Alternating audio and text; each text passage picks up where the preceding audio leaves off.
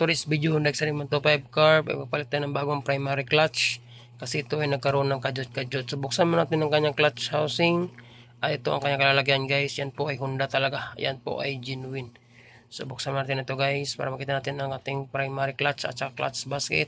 So dito matatanggalin ang kanyang centrifugal cover para mabunot natin ang kanyang nut at ang ating clutch basket na may nut din sa gitna. Sabay natin bunutin yan guys, kapag hindi natin masabayan, hirap natin bunutin ang ating primary clutch. So ito na guys ang dahilan kung bakit nakadyot-kadyot o nasira ating primary clutch dahil yan sa mayroon na siyang groove sa gitna. Yan po ang dahilan kung bakit hirap makapasok o hirap makapirsa ang ating motor. So ito ang bagong primary clutch natin guys, napakasabi, napakaganda. Yan pinakalaga ng 3,100 pesos. Nalipat na natin ang kanyang only clutch. So ikabit na natin siya kasi bago na ating primary clutch at sabay natin siyang ikabit guys. So goods na at ang clutch na lang kulang.